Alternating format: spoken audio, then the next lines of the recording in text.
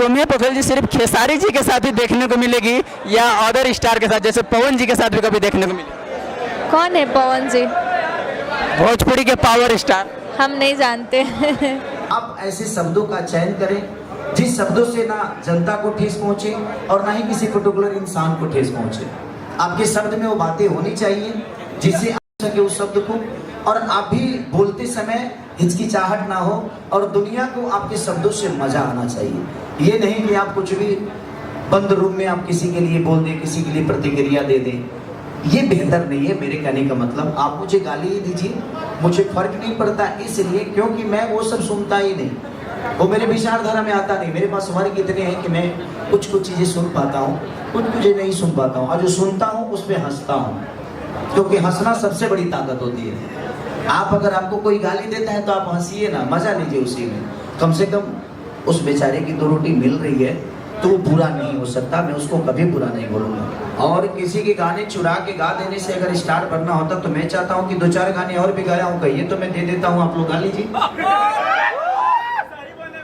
जिसको दुनिया प्यार करती है तो चोरी से इंसान बड़ा नहीं हो सकता। इंसान, मुझे लगता है कि इंसान मेहनत करके बड़ा हो सकता है और समाज में अच्छी जिंदगी जी सकता है। तो आप सब कोशिश करिए मेहनत करने के लिए।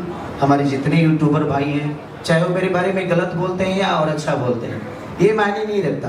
मायने ये रखता है कि कम से कम मेरे बारे में बोलते तो हैं वो, मुझे बुरा किसी का नहीं लगता है, क्योंकि उनको बंद कमरे में अपनी प्रतिक्रिया रखनी होती है और हम समाज को हैंडल करते हैं। तो हमें बहुत सारी चीज़ों पे वर्क करना होता है, बहुत सारी चीज़ों पे बातें करनी होती है, हमें बहुत कुछ देख कर बोलना होता है। उनको बंद रूम में बोलना है तो अपनी प्रतिक्रिया, उनकी जितनी सोच है उस हिसाब से वो बेहतर कर रहे हैं, तो वो बुरे नहीं है, कोई बुरा नहीं है, मैं किसी को बुरा नहीं बोलता, तो बस वो आपका विचारधारा है।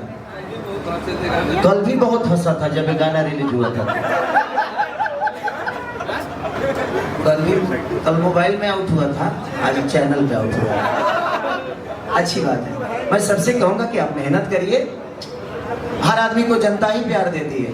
आप सच्चाई की तरह जाइएगा, सच्चा बन के काम करिएगा तो। और यहाँ हर और एक चीज और, जिस दिन ये गाना 100 मिलियन के से पार होगा तो मेरे तरफ से बाबा को 1 लाख रुपए का चेक जाएगा,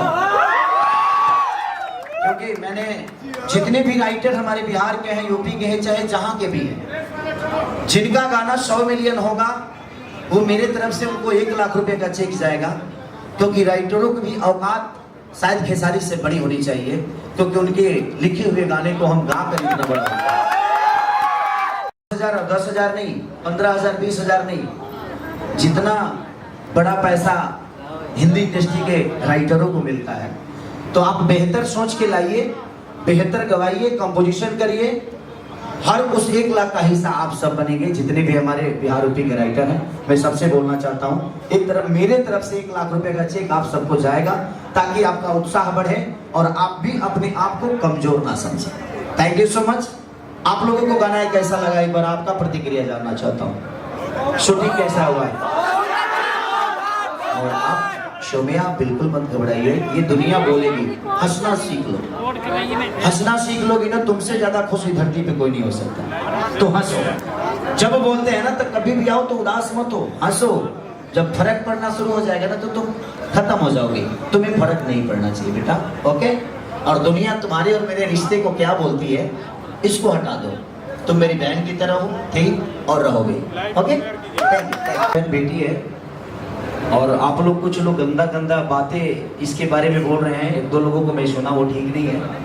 आप भी किसी बहन के भाई हैं, आप भी किसी माँ के बेटे हैं, आपकी भी कोई बेटी होगी तो किसी भी माता बहन बेटी का सम्मान करिए। अगर आप दूसरों की माता बहन बेटी का सम्मान करेंगे तो शायद आपके भी बेटी बहनों को सम्मान वही मिलेगी।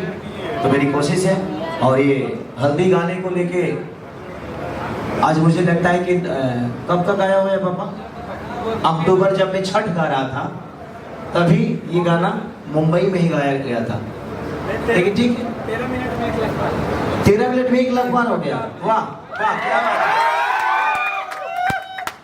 चलिए 13 मिनट में 1 लाख, तो ये तो बहुत बड़ा रिकॉर्ड है जी। चलो